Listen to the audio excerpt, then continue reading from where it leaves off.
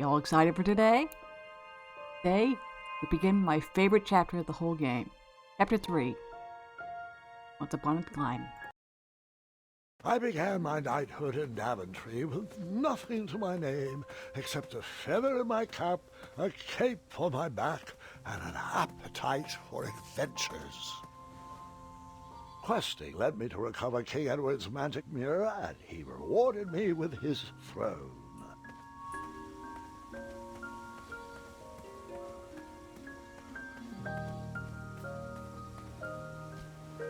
I inherited a flawed but charming kingdom, and I worked tirelessly to restore the land to its former glory.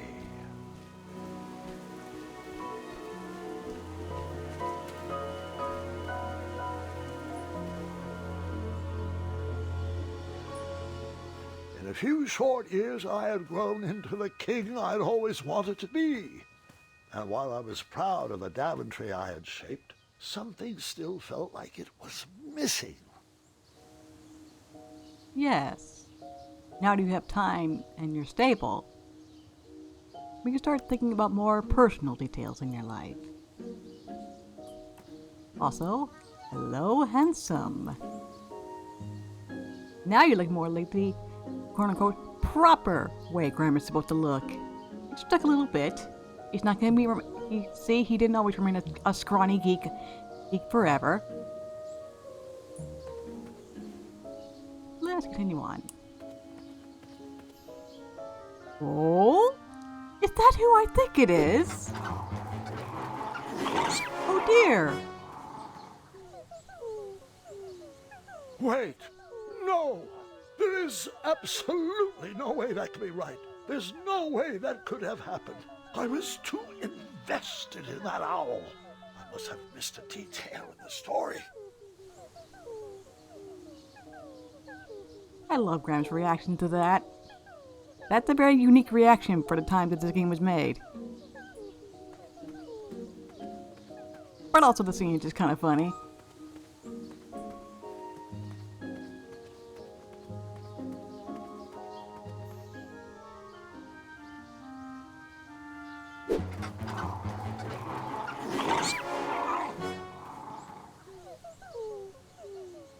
Something's still missing in this bird brain equation. I'll try again. If you'll excuse me, I'm going to get all these bird-related puns.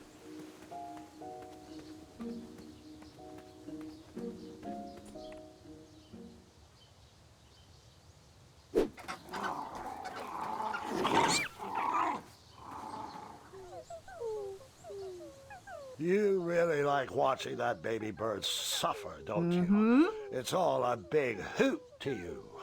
Does your mother know? Or should I talon you?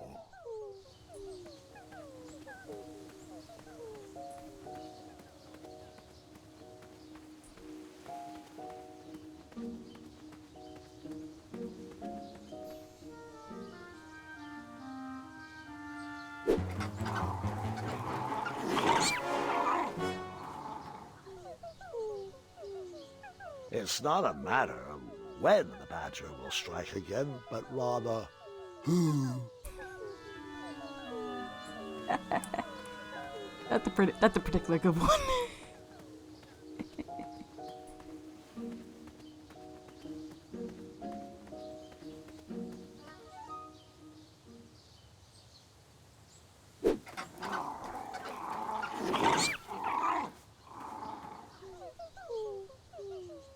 Aviary time, same result. Definition of insanity.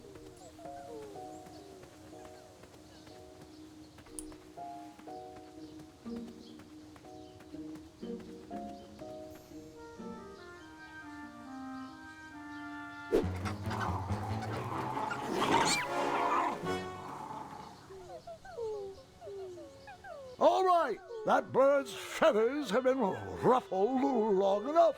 When will his life be spared? He should try to be more careful, because it's just getting awkward at this point. The badger needs to stop robbing the nest and grow up. because his actions are illegal and not at all amusing.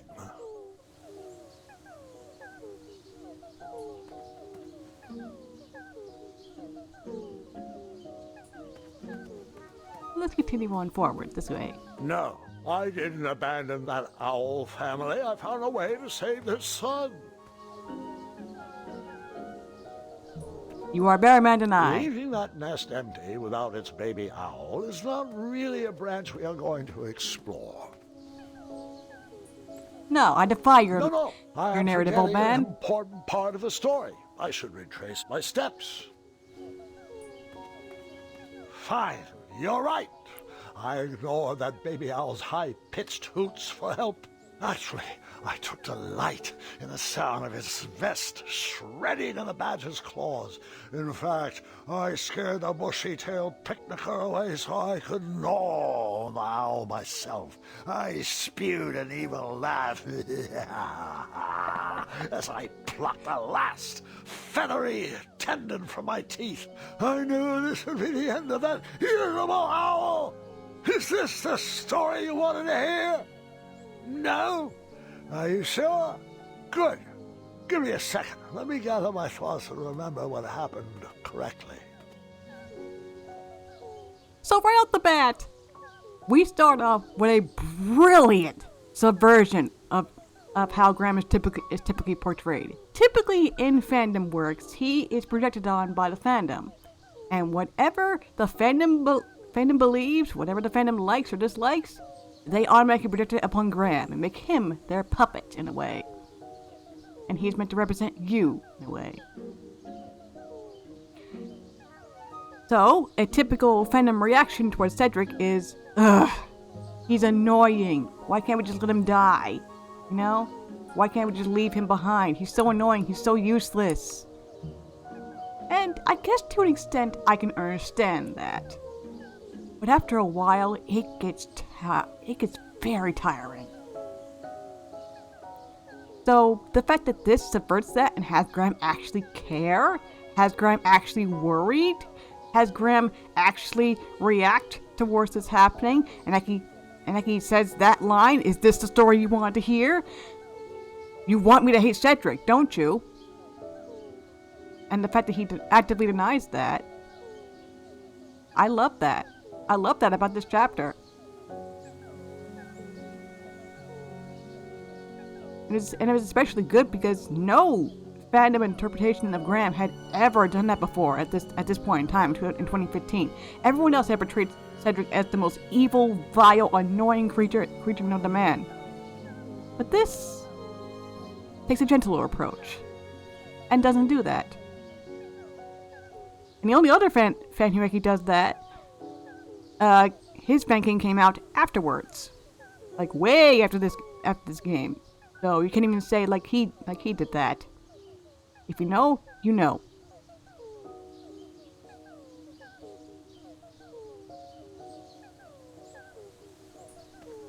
Grandpa, watch out! A poisonous snake. Actually, snakes are venomous, Gwendolyn. But that's beside the point. The baby owl did not meet its end that day. You're not technically wrong there, Graham, that snakes are venomous, but I think in proper context to King's Quest V, I think what they were trying to invoke with that infamous line by Cedric was just to call back to older stories, to older fairy tales, older fantasy stories, where poison and venom were basically synonymous. So the connotation between, say for example,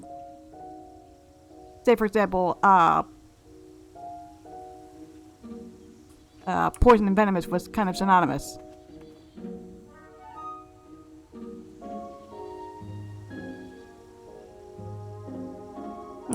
Found a dirt here. Another.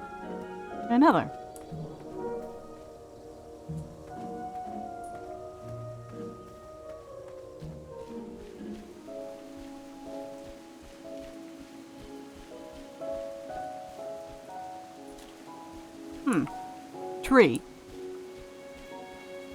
Vine. Spiniferous thornweed?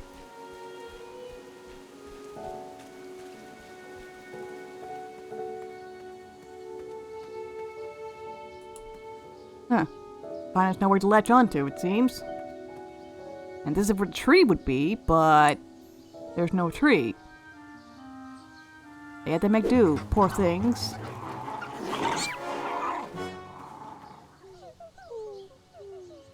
Something's still missing in this bird brain equation. I'll try again.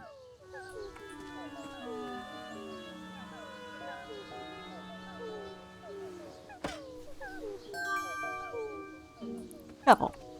Let's see if we can fix this potentially. We can make this better.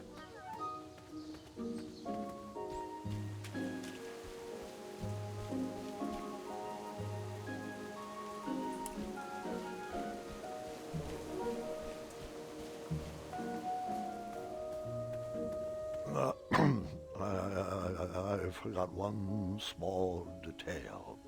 I began my knighthood in Daventry with nothing to my name except a feather in my cap, a cape on my back, an appetite for adventures, and a small shovel in my pocket.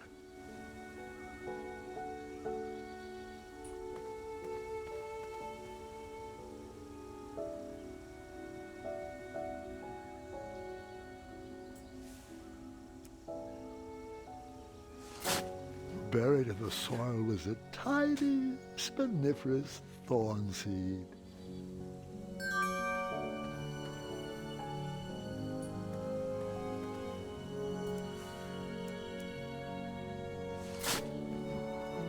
A tiny acorn had been planted in the dirt.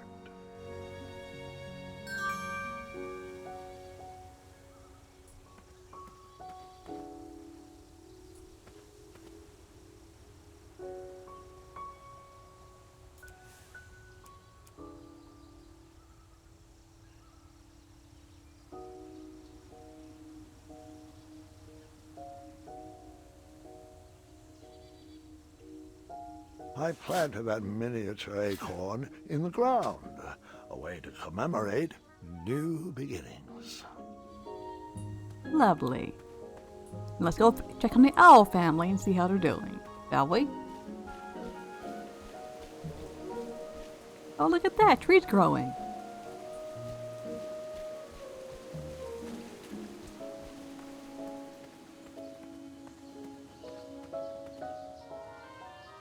Oh, look at that. Oh!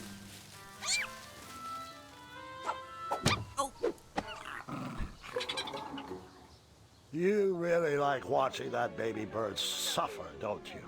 It's all a big hoot to you. Does your mother know? Or should I talon you? I never thought that we would hear a sad version of Cedric's theme either.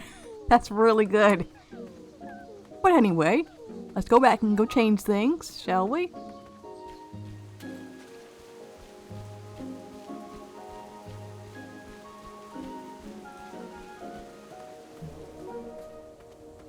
Zods! I meant to say, I began my knighthood in Daventry with nothing to my name except a feather in my cap, a cape on my back, an appetite for adventures, a small shovel, and the seed of a spiniferous thornweed.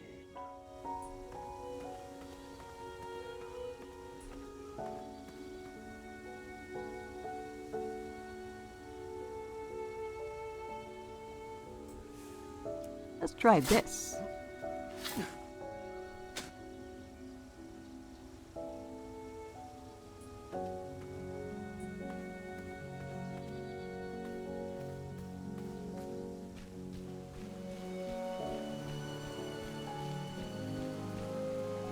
Look at that.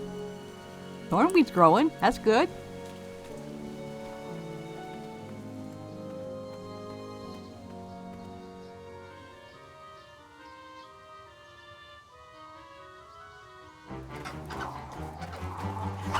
Oh.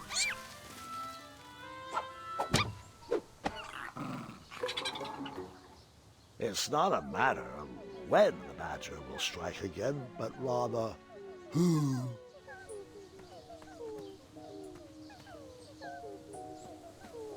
Doesn't seem to be growing all that well. We should fix this, shall we?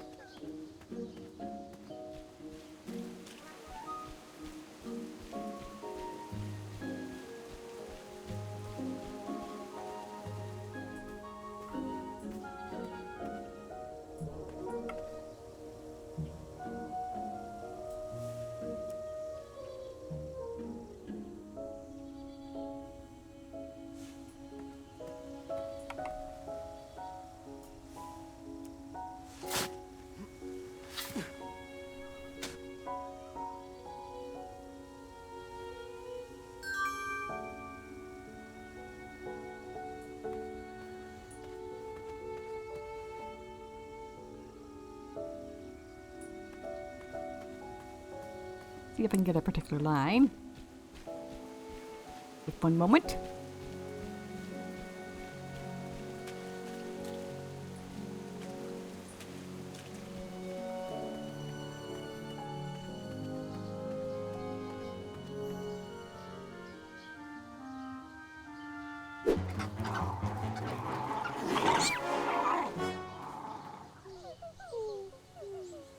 Aviary time, same result.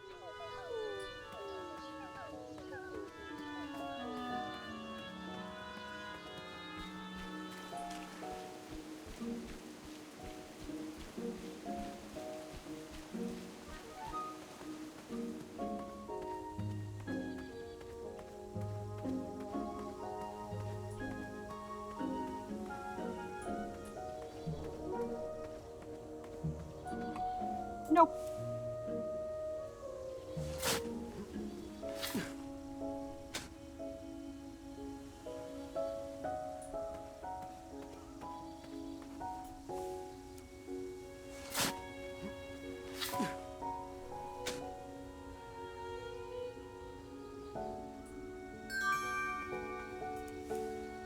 That looked like a great spot for a spiniferous thornweed plant to thrive.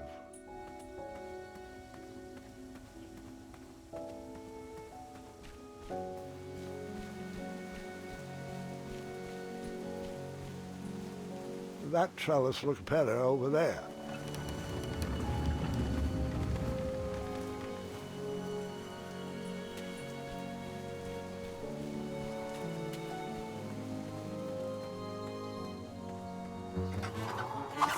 There you go.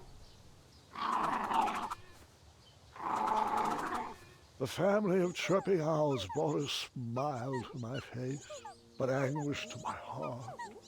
My kingdom was thriving, but I was alone. Who was I building this Daventry for?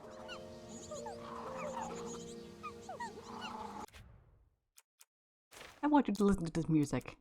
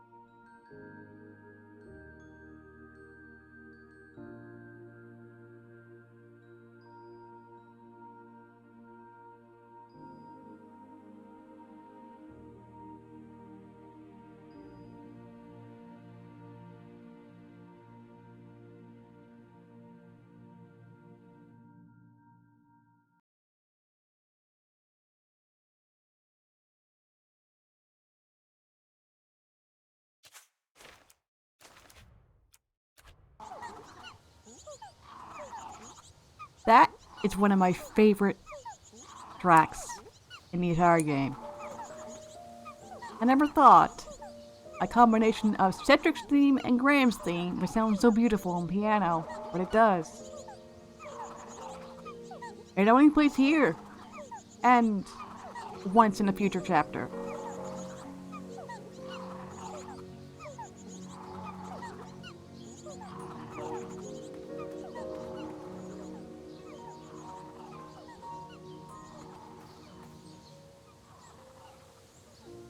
We really are making some good strides in this world, aren't we? You're a good man, Graham. I hope you realize that. The loneliness of the road that night was only offset by the company of my hungry, rumbling tummy. I headed back to the castle for a bite to eat.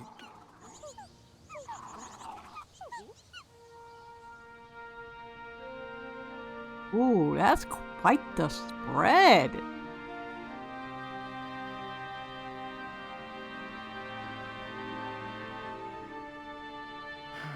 What good is all this food with no one to share it with? Aww. Oh, how rude of me. Here you go. Sire, Daventry Decree 74311. I know. No animals are allowed at the table. Did the bakers ever respond to my invitation for dinner? They declined. Said they couldn't find a sitter. You're right. Perhaps the guards would accept an invite for dinner. Oh, Graham, we'd love to. We'd love to, but... Yeah, Decree 911 to the 23rd power. Afraid so, sire. As you were.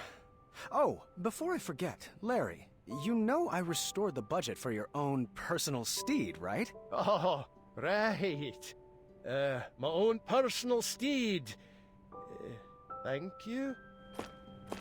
Oh, Well, where's that I reaction? suppose I could use the surplus on masking the odor of number 2.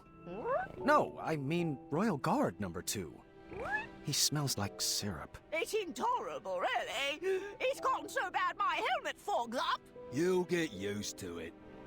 You're absolutely right. We should create a dinner guest out of all this extra food. What? Why didn't I think of that?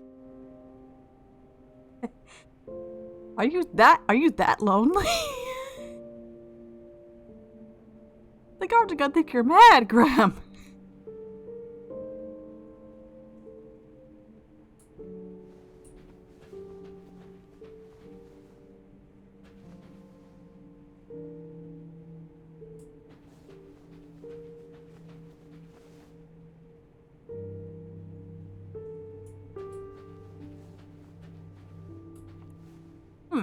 Someone had placed a second throne next to mine as a hint.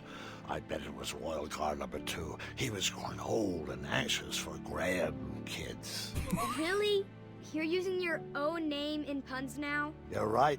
That pun was chairless.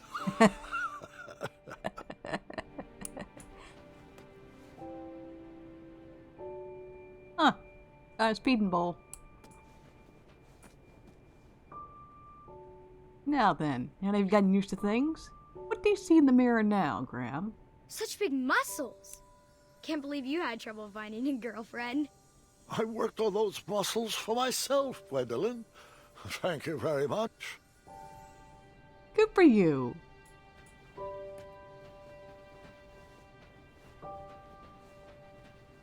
Let's see what we got here. Looks like we have meat, we have bread, we have chocolate chip pancakes, we have a jug of whatever that is. We have bread, we have croissants, we have, looks like cupcakes, we have cheese, we have more bread, we have cranberry porridge, we have cabbage. Where's that lettuce? I can never tell the difference between cabbage and lettuce. We have more meat. We have pie. And we also have poisoned sweetie cakes? I assume that's just a reuse of an asset and not actually poisoned sweetie cakes, but I don't know what in the world the green stuff would be otherwise. That's a little weird.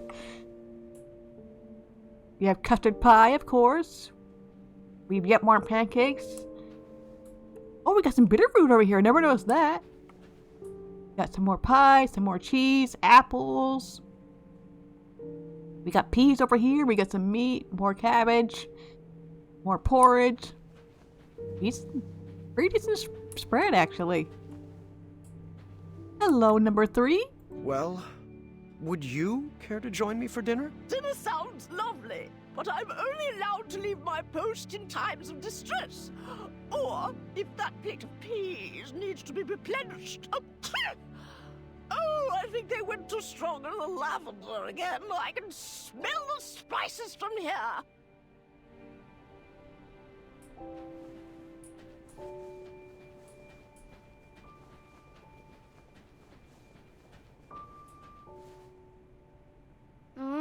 Triumph's old. Oh. I bet he's still a good boy, though. I wish we could pet him for some reason. Yeah, this is a lot of food for only one person, especially if you were planning on having guests over and they couldn't come for whatever reason.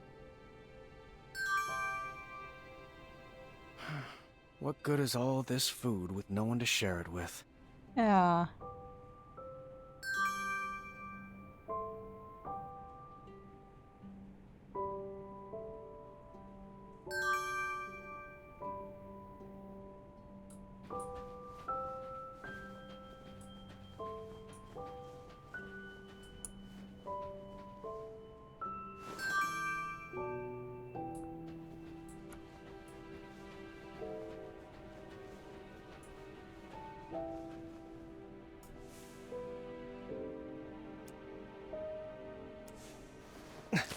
Here you go, buddy.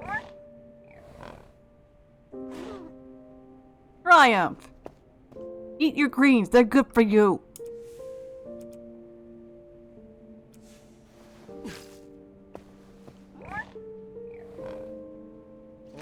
Good boy. More peas, sire? Apologies. I'm allergic to the lavender. Now, when I first read the chapter, I took her line like I could only move in scenes of distress. I took that far, far, far too literally. So what I kept doing was I kept grabbing the peas again, I kept grabbing the meat again, and kept feeding into Triumph, thinking, oh, an emergency. Maybe I need to make Triumph sick for some reason. I don't know why in the world I thought that. It was not that complicated of a puzzle.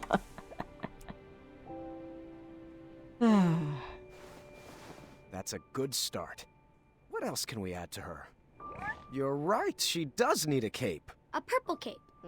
What about a hat? What should we use for the face?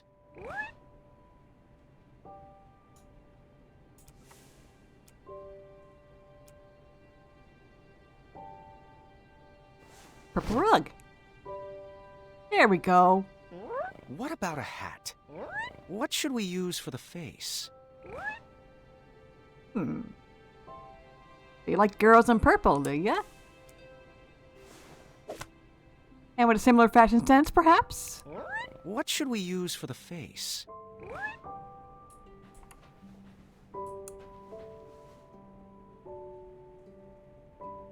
Aw, is this where they all gonna be sitting?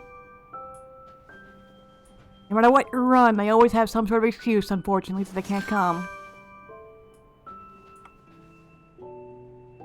Wenty and Brambles is just they couldn't find a sitter, as they said. Amaya, she's off on a date. And they don't, and she doesn't tell the guards who. Wink, wink, nudge, nudge. And the Hellbots, they can't seem to find them, oddly.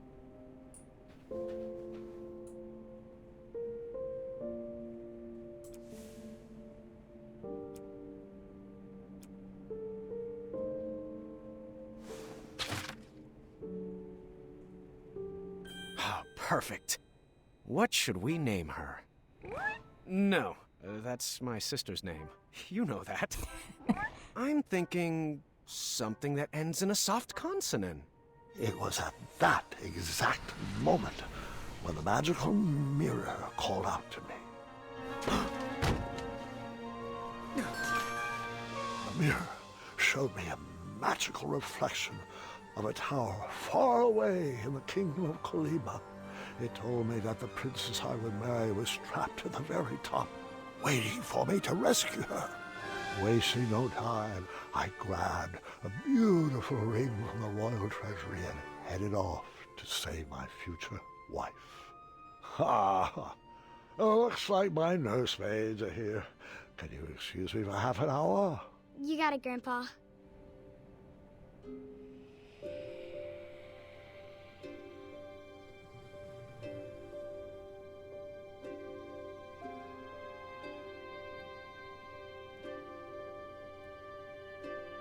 What's your strategy here? Gwendolyn, it's your move. Oh. What's taking them so long? I'm honestly not sure.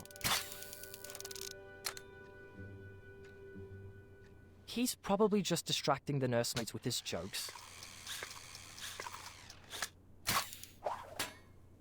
For 4 hours? Would that really surprise you? No, I guess not. Yeah, I can see that.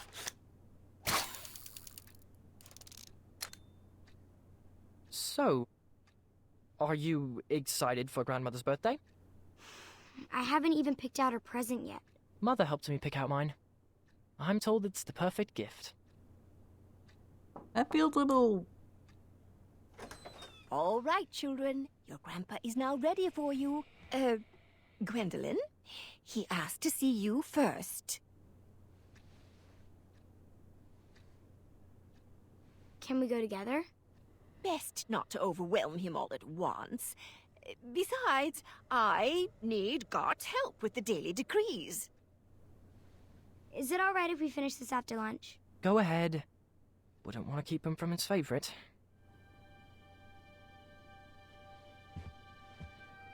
Your grandfather doesn't have favorites, Scott. He loves each of you in his own special way. Now tidy up and meet me in the throne room.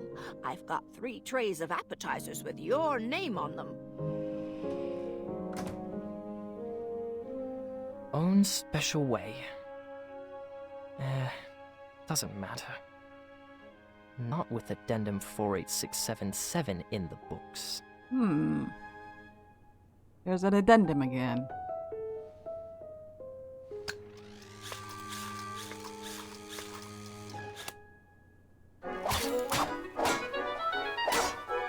I also took that sequence a little bit too seriously.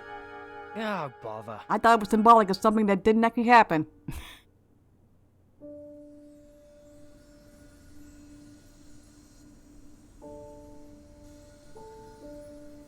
Come on. There's got to be another one in there. Just one more, one last quest. Another notch in my feather, a voyage to Neptune's kingdom, or a journey through the infinite desert. Please, Mirror, one final adventure.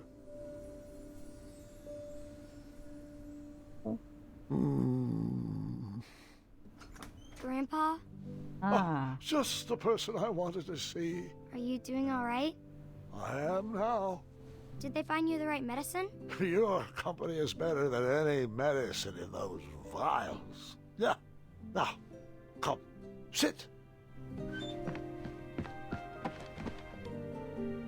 This time, you picked the story. Something with a dragon, perhaps.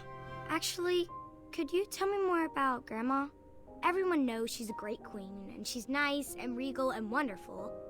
But none of that's helping me pick out her birthday present. I want to get her something really special. Of course. I suppose there's no better place to start than at the beginning, when my travels led me to the Enchanted Isles.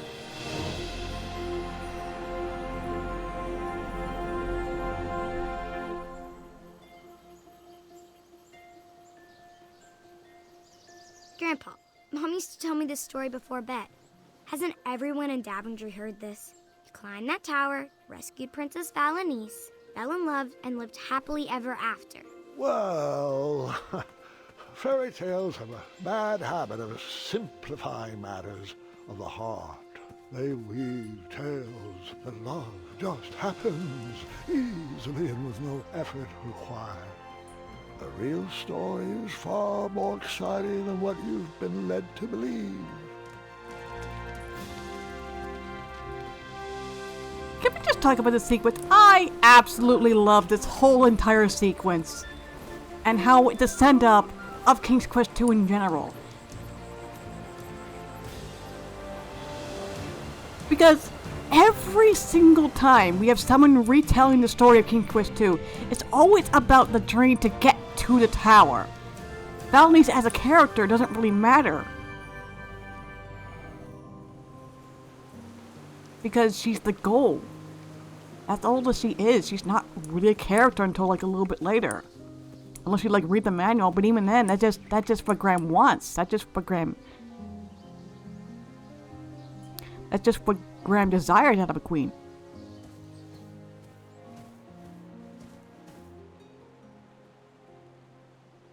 But here, that journey is simplified as goes by very, very fast. Because that's not the story that Graham is trying to tell. And this is the first step, arguably. Well, I suppose not, maybe not first, but second step at the very least. In telling us that all these stories that Graham is telling, they're all little lost snippets of stuff that we never knew about Graham as a character, as a person. No one's home? What? Well... like, we don't really know what Graham's reaction towards Valanice really was, aside from they love each other instantly, as Gwendolyn says. Even the companion, something that I absolutely love for expanding upon Cloud's King's Quest lore, doesn't really go into the character Valanice. So that's kind of been up on the air. And the only time we do see Valanice's personality, it's after she's gotten much, much older. After she's gone through many, many hardships and hardened herself. Still wise, still a nice person, but like, we never really see her right when she's being rescued by Graham. And this... it's going to change that, and I feel the best way possible. I absolutely love this sequence. Who needs stairs? We are literally climbing up the tower. This is so much more exciting, and I love it.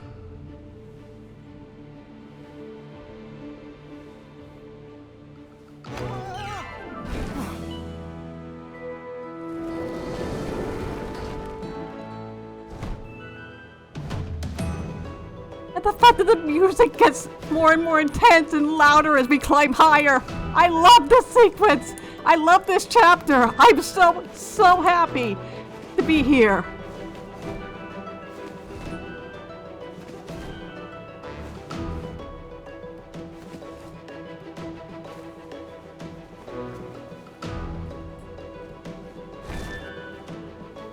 I wish Rudy would cover this chapter on the Sierra chest already, so that we can finally get the full version of this soundtrack.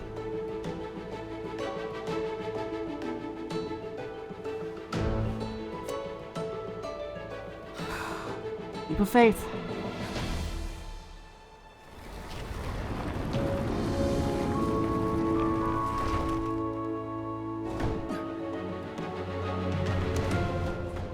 And the fact that they waited. The fact that they waited until Graham was older and more mature and more secure in how he ruled Daventry instead of just having him go after Valanice after like a year or so, like in Classic, is wonderful. That allows him to, grow up a little. And like not have to worry about how my kingdom is going to be is going to be faring whilst I'm gone, because I know for a fact that they can take care of themselves. I know for a fact that they're going to be okay, so therefore that gives me freedom in order to actually do this. And, like, she can have less pressure on her, too. Like, hopefully the kingdom will love her no matter what. But, you know, she's less walking in blind and pressured to, like, reform a kingdom that's already gone through bad times when Grandma's already done that. I did it on purpose, by the way. I hadn't even met my love, and I was already falling for her.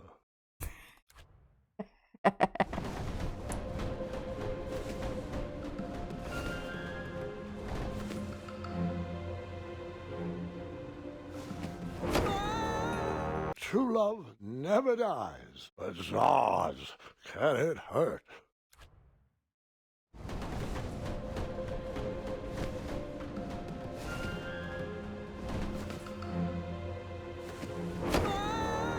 It's okay. True love can wait.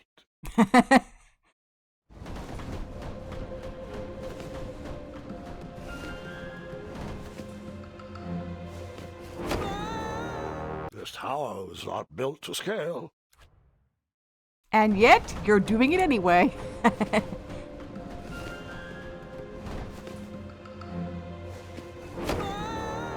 I can't help falling in. Well, just falling. I can't help falling.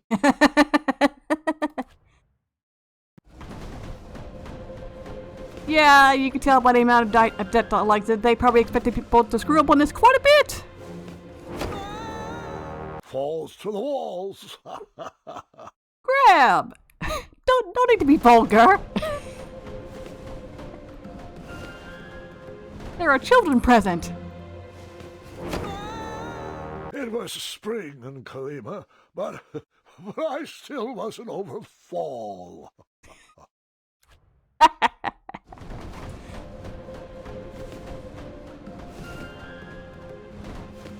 They probably are making up for lost time too, because there aren't really any falling deaths in previous chapters. And then I felt like climbing that tower all over again. So I did. I did with all of them, but let's check. It was the tower's cracks that were slippery. Not his fault.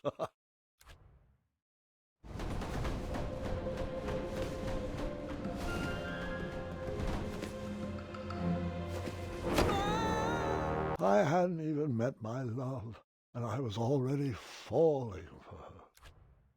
And now we're looping, and now we can do this for real.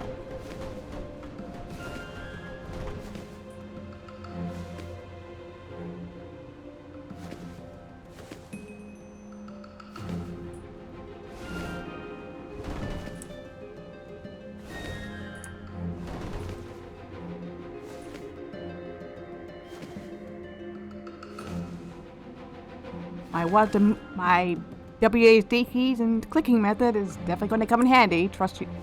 I can trust you that.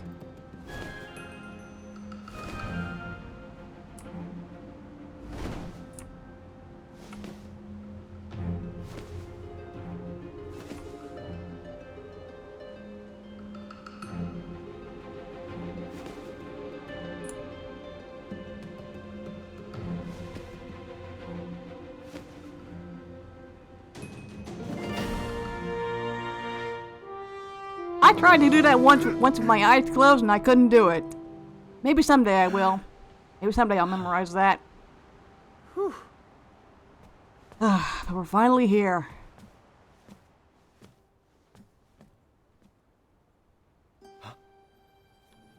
Oh.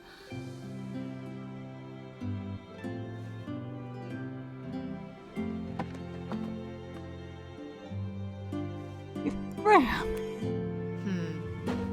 Oh?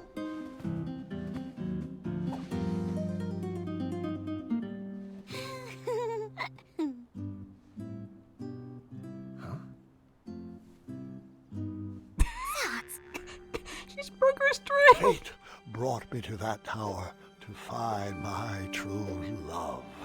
But which one was she? I plead with the magic mirror to show me a sign.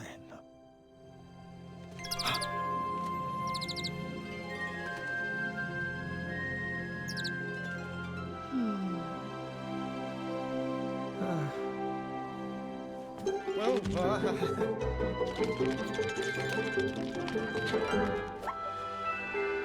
Aww.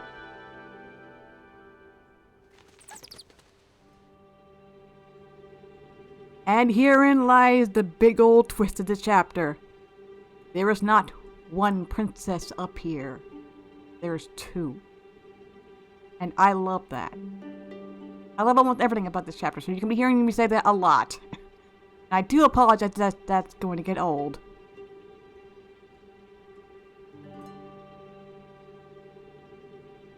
This will affect things later down the line, who you choose. And both these girls have aspects that classic Canning Valentines has.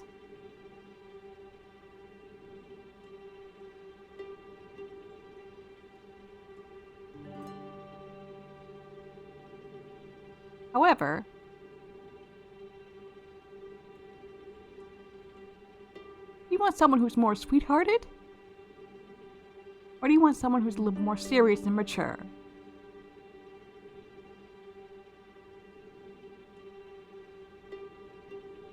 Both these girls can match Graham pretty well. Both these girls have aspects of their Valentines in them, in various ways.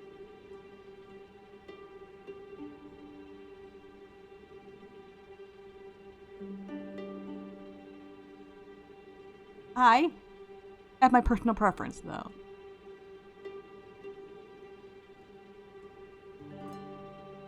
We're gonna choose her.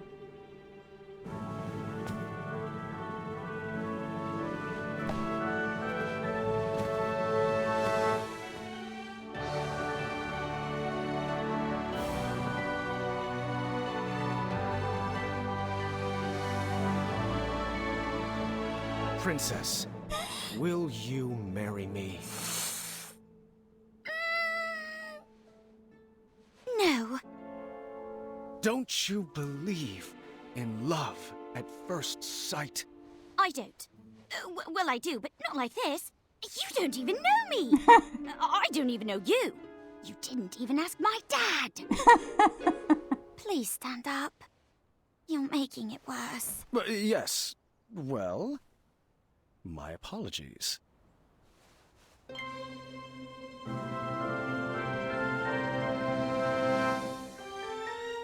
You love-struck fool! My one true love. Well, I might have said yes, but I loathe second place. So that's, no? Yes.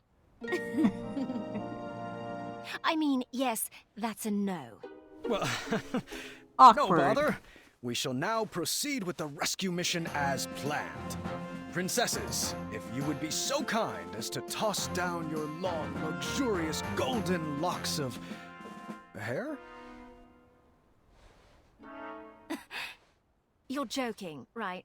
No one's had that hairstyle for decades. Centuries, really. Please tell me buried inside that ornate cape is a real escape plan. Like a trained eagle, or flying berries, or an adventuring rope. Adventuring rope?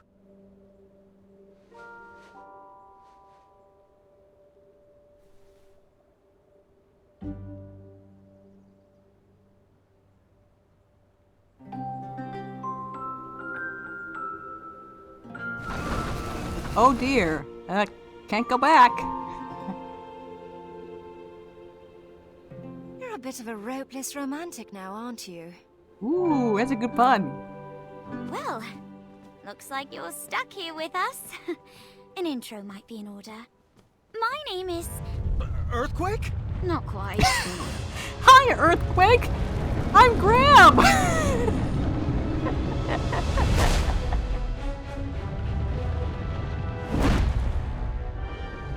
Is this Baba Yaga's tower?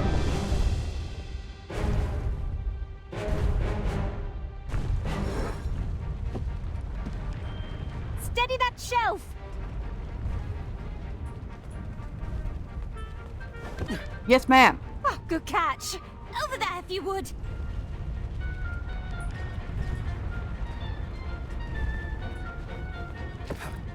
Lovely. Right there, to your left.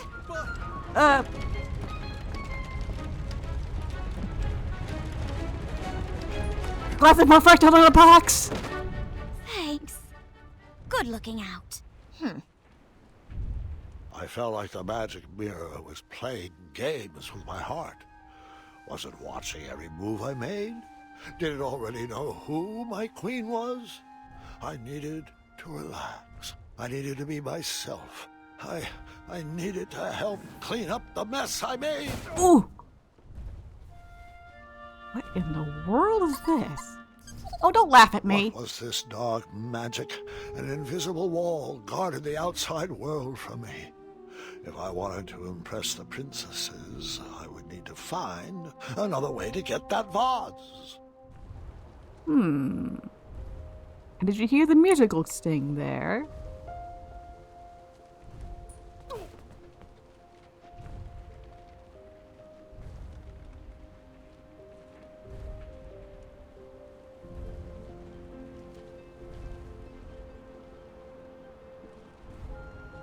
Well, that was a very strong start to the chapter, wasn't it?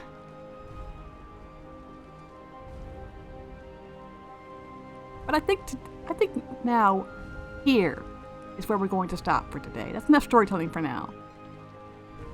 Thank you so much for watching. Thank you so much for joining me, and I hope to see you again soon. Next time, let's tidy up the place. And maybe get to know the princesses a little bit more.